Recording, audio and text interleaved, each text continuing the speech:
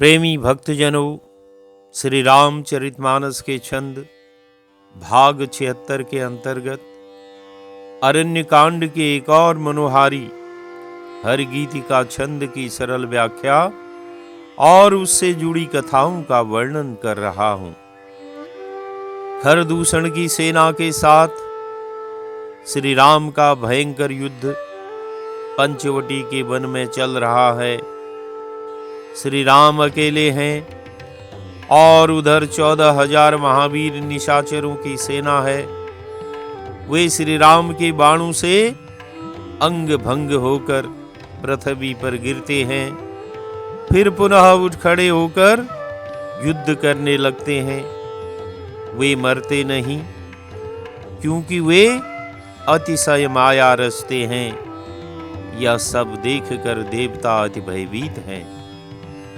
देवता और मुनियों को भयभीत जानकर माया के स्वामी प्रभु श्री राम ने एक बड़ा कौतुक किया, जिससे शत्रुओं की सेना एक दूसरे को राम रूप देखने लगी और आपस में ही युद्ध करके लड़ मरी। इस कौतुक से सब राक्षस यही राम है, यही राम है, इसे पकड़ो, इसे मारो, इस प्रकार राम राम कहकर शरीर छोड़ते हैं और मोक्ष को प्राप्त हो जाते हैं। कृपा निधान श्री राम ने यह उपाय करके क्षण भर में शत्रुओं को मार डाला। यह देखकर देवता हर्षित होकर पुष्प वर्षा कर रहे हैं, आकाश में नगाड़े बज रहे हैं। फिर वे सब स्तुति कर अपने विमानों से वापस अपने अपने लोकों को चले जा रहे हैं। जब श्री राम ने युद्ध में शत्रुओं को जीत लिया, तब लक्ष्मण जी सीता जी को ले आए। चरणों में पड़ते हुए उनको प्रभु ने प्रसन्नता पूर्वक उठाकर हृदय से लगा लिया। सीता जी श्री राम के श्याम और कोमल शरीर को परम प्रेम से देख रही हैं। खरदूषण का विध्वंस देखकर शूर्पणखा ने जाकर रावण को भड़काया। वह बड़ा क्रोध करके वचन बोली, हे रावण, तूने देश और खजाने की सुध ही भुला दी। कहने का भाव कि राजा का धर्म है कि वह देश भर के समाचार ले और अपने खजाने पर उसका नियंत्रण हो। तुम्हारा तो देश में नियंत्रण है ही नहीं। पंचवटी में श्री राम ने खरदूषण तिरछरा की 14,000 राक्षसी सेना का संहार कर लिया है, तुम्हें खबर ही नहीं है। तू समझता है कि लंका सोने की है, धन हमारी रक्षा करेगा, यह नहीं होने का, क्योंकि तेरा धन धर्म में नहीं लगा है, सब अधर्म का कमाया हुआ है। तू मदिरा पीकर दिन रात सोया करता है, तुझे खबर नहीं कि शत्रु सिर पर चढ़ आया है। अर्थात तुम दिन रात मदिरा पान करके स्त्रियों में आसक्त रहते हो और सोए रहते हो, इसलिए तुम्हें अपने शत्रुओं के बारे में कुछ भी जानकारी नहीं है। नीति के बिना राज्य और धर्म के बिना धन प्राप्त करने से सब व्यर्थ हो जाता है। कहने का भाव कि नीति के बिना ही तुम राज्य कर रहे हो। हे रावण, तुम्हारी कोई नीति है ही नहीं, और जो तुमने धन प्राप्त किया है वह भी अधर्म से हासिल किया है, उसे तुमने कभी धर्म में नहीं लगाया है। भगवान को समर्पण किए बिना उत्तम कार्य करने से, अर्थात हे रावण, सत्कर्म करके उन्हें भगवान को अर्पण करने चाहिए। भगवान को अर्पण किए हुए कर्म तथा धर्म कभी क्षीण नहीं होते। जो कर्म तथा धर्म भगवान को अर्पण नहीं किया जाता, वह चाहे कितना भी ऊंचा क्यों न हो, सर्वदा मंगल रूप और दुख देने वाला होता है और विवेक उत्पन्न किए बिना विद्या पढ़ने से परिणाम में श्रम ही हाथ लगता है, अर्थात सब व्यर्थ हो जाता है। शूर्पणखा रावण को समझाते हुए कह रही है कि हे रावण, तुमने विद्या तो बहुत पढ़ी, लेकिन विवेक उत्पन्न कहाँ हुआ? यदि ज्ञान उत्पन्न नहीं हुआ तो उस विद्या को पढ़ना व्यर्थ है। तुमने वेदों पर भाष्य किया है, अगर समझते हो कि यही विद्या बल तुम्हारी रक्षा करेगा, ऐसा होगा नहीं, क्योंकि विद्या होती है ईश्वर को जानने के लिए। तुमने तो ईश्वर को जाना ही नहीं, अतः यह विद्या तुम्हारी व्यर्थ है। शूर्पणखा रावण को समझाते हुए आगे कह रही है कि विषय एवं विषय के संग से सन्यासी, बुरी सलाह से राजा, मान से ज्ञान, मदिरा पान करने से लज्जा, नम्रता के बिना प्रीति और मद से गुणवान का शीघ्र नाश होता है, ऐसी नीति सुनी है। यानी कि विषय एवं विषय के संग से सन्यासी का नाश हो जाता है, अर्थात आसक्ति से काम उत्पन्न होता है, जिससे मनुष्य विषयों का भोग किए बिना रह नहीं सकता। यह दशा काम है। संग सब का मूल है, इसीलिए कहा गया है कि संग से यतमान पुरुष का नाश हो जाता है। इसलिए संगत हमेशा अच्छी होनी चाहिए। बुरे लोगों की संगत हमेशा व्यक्ति को पतन की ओर ले जाती है। इसी प्रकार बुरी सलाह से राजा का नाश हो जाता है, यानी कुमंत्र से राजा का नाश होता है। कुमंत्र कहते हैं बुरी सलाह की भाव कि तुम्हारे सभी मंत्री कुमंत्री हैं, अतः तुम्हारा नाश तो होना ही होना है। मान से ज्ञान का नाश होता है, कहने का भाव कि ज्ञान में कुछ भी अहंकार नहीं होना चाहिए। यदि अहंकार हुआ तो वह ज्ञान नष्ट हो जाता है। कहने का भाव कि तुम में अभिमान बहुत है, अतः तुम्हारी बुद्धि भ्रष्ट हो गई है, ज्ञान जाता रहा है, इससे ज्ञान भी तुम्हारी रक्षा न करेगा। मदिरा पान से लज्जा का नाश हो जाता है, मदिरा पीने से लज्जा जाती रहती है। कहने का भाव कि हे रावण, तू मदिरा पान करके निर्लज्ज हो गया है। तूने अपने भाई कुबेर की पुत्रवधू उर्वशी के साथ बलात्कार किया, तब लज्जा तुझ में कहाँ रह गई? अतः निर्लज्ज की कोई रक्षा नहीं करता, उसका नाश होना ही होना है। और नम्रता के बिना प्रीति का नाश हो जाता है। यदि प्रीति नहीं है तो गुणवान मनुष्य भी नष्ट हो जाता है। यदि प्रेम में प्रणय नहीं तो वह प्रेम नहीं है, और घमंड करने से गुणवान का भी नाश हो जाता है। शूर्पणखा आगे रावण को समझाते हुए कहती है कि शत्रु, रोग, अग्नि, पाप, स्वामी और सर्प, इनको छोटा नहीं समझना चाहिए। शत्रु को क्यों छोटा नहीं समझना चाहिए? क्योंकि खरदूषण तिरछिरा ने भी श्री राम और लक्ष्मण को छोटा समझने की भूल की, और नतीजा वे तीनों मारे गए और साथ में उनकी 14,000 की राक्षसी सेना का भी विध्वंस हो गया। रोग जैसा भी हो उसे छोटा न समझना चाहिए, उसका तुरंत इलाज करना चाहिए। अग्नि की छोटी चिंगारी भी अति विकराल रूप धारण करके वन, नगर तथा संपूर्ण धरती को भी जला सकती है। पाप का भार ढोया नहीं जा सकता, उससे दबकर मरना सुनिश्चित है। स्वामी जैसा भी हो वह सामर्थ्यवान होता ही है, और सर्प अपने बचाव में विष डालेगा ही डालेगा।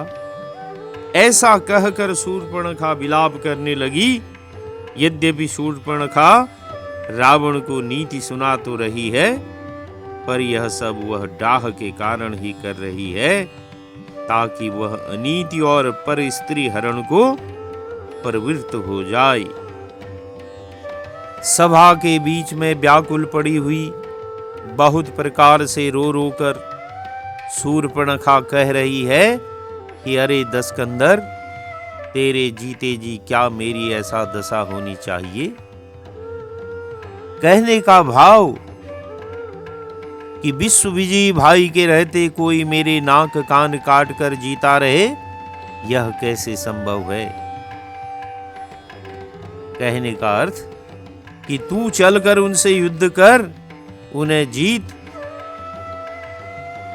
जिससे मेरी छाती ठंडी हो। यह सब सुनते ही सभासद अकुलाकर उठे, उसे समझाया और बाह पकड़कर उसे उठाया।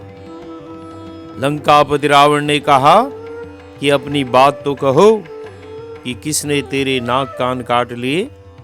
तब शूर्पणखा कहती है, अवध के राजा दशरथ के पुत्र जो पुरुषों में सिंहवत हैं, वन में शिकार खेलने आए हैं। मुझे उनकी करनी ऐसी समझ पड़ती है कि वे पृथ्वी को निशाचरहीन कर देंगे। जिनकी भुजाओं का बल देखकर वन में ऋषिमुनि निर्भय होकर घूम रहे हैं, देखने में वे बालक हैं, पर हैं काल के सदृश। वे परम धीर, धनुर्विद्या में निपुण और अनेक गुण युक्त हैं। दोनों भाई परम बलशाली और प्रतापी हैं। वे शोभा के धाम हैं, उनका राम ऐसा नाम है। उनके साथ एक श्यामा स्त्री है जो रूप सौंदर्य की राशि है। ब्रह्मा ने उस स्त्री को संवार कर बनाया है। 100 करोड़ रतियां उस पर न्यौछावर हैं। जो शूर्पणखा श्री राम की पत्नी होने गई थी, उसी के मुंह से सीता जी का सौंदर्यपूर्ण वर्णन करना बताता है कि सीता जी का कैसा अभूतपूर्व सौंदर्य होगा। ऐसा कहने का भाव कि वह रावण के कामी स्वभाव को उत्तेजित भी कर रही है। उन्हीं राम के छोटे भाई ने मेरे नाक कान काटे। मैं तेरी बहन हूं, यह सुनकर हंसी करते थे। मेरी फरियाद सुनकर खरदूषण उनसे भिड़े। उन्होंने सारे राक्षसों को पल भर में मार दिया। खरदूषण और तिरसरा का वध सुनकर रावण का सारा शरीर जल उठा। तब रावण ने शूर्पणखा को समझाकर अनेकों तरह से अपना बल बखान किया। फिर अपने महल में गया। अत्यंत सोच के बस उसे रात में नींद नहीं पड़ रही है। रावण सोच रहा है कि देवता, मनुष्य, दैत्य, नाग और पक्षियों में मेरे सेवकों की बराबरी करने वाला कोई नहीं है। खरदूषण तो मेरे समान बलवान थे, उन्हें सिवाय भगवान के कौन मार सकता है।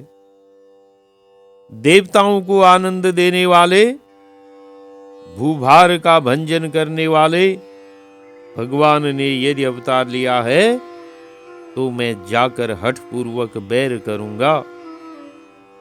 प्रभु के बाणों से प्राण छोड़ने पर भव पार हो जाऊंगा। तामसी शरीर से भजन न होगा। अतः मन, कर्म, वचन से पक्का मंत्र यही है। यदि मनुष्य रूप कोई राजपुत्र होंगे, तो दोनों को रण में जीतकर स्त्री को हर लूंगा। तब रावण अकेला ही रथ पर चढ़कर वहां गया जहां समुद्र के किनारे मारीच रहता था। मारीच कौन? रावण का एक मंत्री जिसे श्री राम ने बिना फल का बाण मारकर ताड़का वन से समुद्र के किनारे पहुंचा दिया था, जो वहां आश्रम बनाकर मुनिवेश में रहता है। प्रश्न है कि रावण मारीच के पास अकेला क्यों गया? रावण चोरी और परीक्षा आदि में अति कुशल है। शूर्पणखा ने कहा था कि श्री राम वन में शिकार खेलने आए हैं, अतः रावण ने सोचा कि हम मारीच को कपट मृग बना दें तो दोनों बात की परीक्षा हो जाएगी।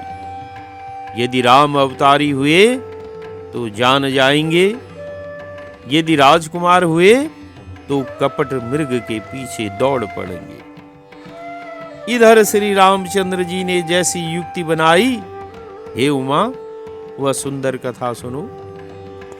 जब लक्ष्मण जी कंदमूल फल लेने वन को गए, तब श्री रामचंद्र जी ने हंसकर जानकी जी से कहा, हे प्रिय, हे सुंदर पातिव्रत्य धर्म का पालन करने वाली और सुशील प्रिय, सुनो, मैं कुछ ललित नर लीला करूंगा। जब तक मैं निशाचरों का नाश करूंगा तब तक तुम अग्नि में निवास करो। अग्नि में क्यों निवास करने को सीता जी को भगवान राम ने कहा? क्योंकि श्री राम अग्नि को अपना पिता मानते हैं, क्योंकि अग्नि के दिए हुए पिंड से इनका जन्म हुआ। और स्त्री अपने पिता अथवा पति के घर शुद्ध रहती है, दूसरा किसी तत्व में रखने से सीता जी का तेज न छिपता। जैसे ही श्री राम ने सब बखान कर कहा, वैसे ही प्रभु के चरणों को अपने हृदय में धरकर सीता जी अग्नि में समा गई। श्री सीता जी ने अपना प्रतिबिंब वहां रखा, जिसमें वैसा ही शील, सुंदरता और विनम्रता थी। भगवान ने जो कुछ लीला रची, उस भेद को लक्ष्मण जी जान न पाए। उधर रावण वहां गया जहां मारीच था और उसे माथा नवाया, क्योंकि वह स्वार्थ परायण और नीच है। नीच की नम्रता अत्यंत दुखदायी होती है, जैसे अंकुश, धनुष, सर्प और बिल्ली का झुकना। हे भवानी, दुष्ट की प्रिय वाणी भी भय देने वाली होती है, जैसे बिना ऋतु के फूल। अंकुश को झुकाकर ही हाथी को वश में किया जाता है, धनुष को झुकाकर ही बाण का संधान किया जाता है। सांप झुके तो काटेगा ही काटेगा, और बिल्ली झुकी तो घात लगाकर शिकार करेगी ही करेगी। नम्रता और प्रियवाणी, ये दोनों गुण हैं, सुखदायक हैं, लेकिन किसी दुष्ट में इनका होना स्वार्थ साधन के प्रयोजन से ही होता है। अतः दुष्ट में ये अवगुण और दुखदायी कहे गए हैं। तब मारीच ने पूजा करके आदर पूर्वक बात पूछी कि हे तात, किस कारण तुम्हारा मन चिंतित है जो तुम अकेले आए हो? भाग्यहीन दशासन ने अभिमान सहित सारी कथा उसके सामने कही। फिर बोला, हे मारीच, तुम छल कपट करने वाले कपट मृग बन जाओ। जिस प्रकार से मैं राजा की स्त्री को हर लाऊं, मैंने उसकी विधि सोच ली है। उन्होंने हमारी बहन को कुरूप बनाया, हम उनकी स्त्री को हरेंगे। तब मारीच ने कहा, हे दसशीष, सुनो, वे मनुष्य रूप में चराचर के स्वामी हैं। हे तात, उनसे बैर न कीजिए। उनके मारने से मृत्यु और जिलाने से जीना है, क्योंकि उन्होंने सुबाहु को मारा, खरदूषण आदि को मारा। हम उनके जिलाने से जीवित हैं, नहीं तो कब के मार डाले गए होते।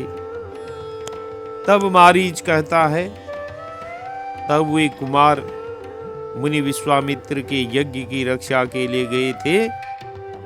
उस समय श्री राम जी ने बिना फल का बाण मुझे मारा। क्षण भर में मैं 100 योजन यानी 400 कोस दूर आ गिरा। अतः उनसे बैर करने में भला नहीं है। मेरी दशा तो भृंग वाले कीड़े की सी हो गई है। अब तो मैं जहां तहां दोनों भाइयों को ही देखता हूं। हे तात, यदि वे मनुष्य ही हों तो भी बड़े सूरवीर हैं। उनसे बैर करके पूरा न पड़ेगा। जिन्होंने ताड़का और सुबाहु को मारकर शिव जी का धनुष तोड़ और खरदूषण तिरसरा का वध किया, क्या मनुष्य ऐसा प्रतापी बलवान हो सकता है? अर्थात कभी नहीं। अपने कुल की कुशल विचार कर घर लौट जाओ। यह सुनकर रावण जल उठा और उसने मारीच को बहुत गालियां दी। रे मूर्ख, तू मुझे गुरु की तरह ज्ञानोपदेश करता है। कह तो मेरे समान संसार में कौन योद्धा है? तब मारीच ने हृदय में विचार किया कि शस्त्री अर्थात शस्त्र धारण करने वाला, मर्मी भेद जानने वाला, समर्थ स्वामी, सठ यानी मूर्ख, धनवान, वैद्य, भाट, कवि और रसोइया, इन 9 से बैर करने से कल्याण नहीं होता। कैसे कल्याण नहीं होता? क्योंकि विरोध करने से शस्त्री सिर काट देगा, मर्मी शत्रु को भेद बता देगा, समर्थ स्वामी जिंदा न छोड़ेगा, सठ दुष्ट क्या करेगा? मित्र भी हो तो शत्रुता करेगा। धनी रुपए देकर या दूसरे को लालच देकर मरवा देगा। वैद्य उल्टी दवाई दे देगा। भाट और कवि संसार में अपनी लेखनी से अपकीर्ति फैला देंगे। रसोइया खाने में जहर मिला देगा। अतः इन 9 जनों से कभी भी वैर नहीं करना चाहिए। जब मारीच ने दोनों प्रकार से अपना मरण देखा, तब उसने रघुनायक की शरण ली। वह मन में विचारता है कि यह भागा उत्तर देने से मार डालेगा, तो रघुनाथ जी के बाण से ही क्यों न मरूं। हृदय में ऐसा समझकर वह रावण के साथ चला। श्री राम जी के चरणों में उसका अटूट प्रेम है। मन में अत्यंत हर्ष है कि आज मैं अपने परम स्नेही का दर्शन करूंगा, पर यह बात उसने प्रकट नहीं की। यहां ध्यान देने वाली बात यह भी है कि रावण ने अपना मंत्र, प्रभु ने अपनी युक्ति और मारीच ने अपनी मुक्ति का योग गुप्त रखा। तभी तीनों सफल मनोरथ हुए। रावण ने कुल सहित मोक्ष पाया। रावण माया सीता द्वारा चला गया और मारीच ने मुक्ति पाई। यदि वे दूसरे को जता देते तो सफल न होते। श्री तुलसीदास जी ने बड़े ही भावपूर्ण ढंग से इस हरिगीति का छंद में मारीच की मनोदशा एवं उसकी सोच का सुंदर वर्णन किया है। आइए इसका गायन करते हैं। निज परम प्रीतम देखी लोचन, सुफल करी सुख पाई हो। श्री सहित अनुज समेत कृपा निकेत पद मन लाहियो। निर्वाण दायक क्रोध जाकर, भगति अब सही बस करी। निज पानी सर संधानी सो मोहि बदहि सुख सागर हरि। निज परम प्रीतम देखि लोचन सुफल करि सुख पाई हो। तुलसीदास जी कहते हैं कि मारीच मन ही मन सोचने लगा कि अपने ही परम प्रियतम को देखकर नेत्रों को सुफल करके सुख पाऊंगा। निज का भाव कि श्री राम तो अपने ही हैं, सच्चे स्नेही हैं, कभी साथ नहीं छोड़ते। भगवान के दर्शन से नेत्र सुफल होते हैं और देखने वाले को सुख मिलता है। श्री सहित अनुज समेत कृपा निकेत पद मन लाहि हो।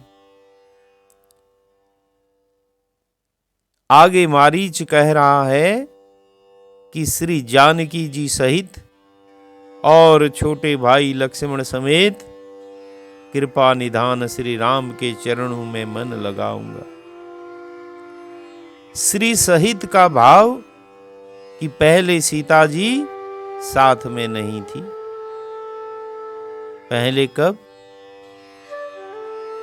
जब मारीच को भगवान श्री राम ने ताड़का वन में बिना फर का बाण मारा था, उस समय की बात कह रहा है। लेकिन यहां अब शक्ति सहित अर्थात सीता जी के साथ उनके दर्शन होंगे। साथ में छोटे भाई लक्ष्मण जी के भी दर्शन करूंगा। निर्वाण दायक क्रोध जाकर भगति अब सही बस करी। जिनका क्रोध भी मोक्ष देने वाला है, यदि क्रोध कर मुझे बाण मारेंगे तो भी मैं मुक्त हो जाऊंगा। और जिनकी भक्ति उन अवश को भी बस में करने वाली है, अर्थात भक्ति तो ऐसी सबल है कि उससे तो प्रभु अवश्य ही बस में हो जाते हैं। निज पानी सर संधानी सो मोहि बधी सुख सागर हरि।